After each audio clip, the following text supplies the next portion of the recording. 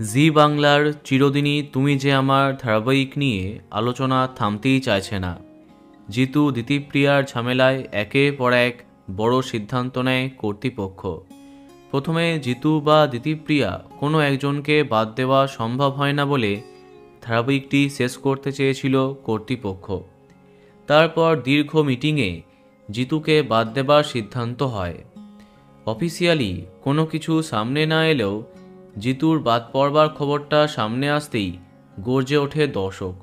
সবাই জানায় জিতুকে বাদ দিলে তারা এই ধারাবাহিকটি বয়কট করবে। অনেকে আবার দিতিপ্রিয়াকেও কটাক্ষ করে। ইতিমধ্যে আবার জল্পনা আরম্ভ হয় নতুন আর্য কে হচ্ছেন। অবশেষে বড় খবর শেয়ার করলেন অভিনেতা। সামাজিক মাধ্যমে একটি দীর্ঘ পোস্ট করে জিতু তার কামব্যাকের আপডেটটা শেয়ার করেছেন। দীর্ঘ পোস্টের শেষে তিনি লিখেছেন, যাই হোক আর ভনিতা না করে বলি, শুধুমাত্র আমার টেকনিশিয়ান এবং আমার ভগবান দর্শকের কথা মাথায় রেখে আমি আবারও চিরদিনই তুমি যে আমারে জয়েন করতে বাধ্য হলাম। আশা রাখি আর কোনো অনভিপ্রেত ঘটনা ঘটবে না।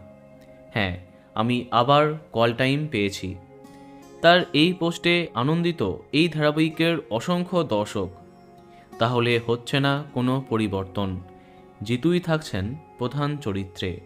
তো বন্ধুরা, এই খবরটা তোমার কেমন লাগলো কমেন্টে জানাতে পারো। আর এই রকমই আরও অনেক ভিডিও পেতে সাবস্ক্রাইব কারেন্ট বস। ধন্যবাদ।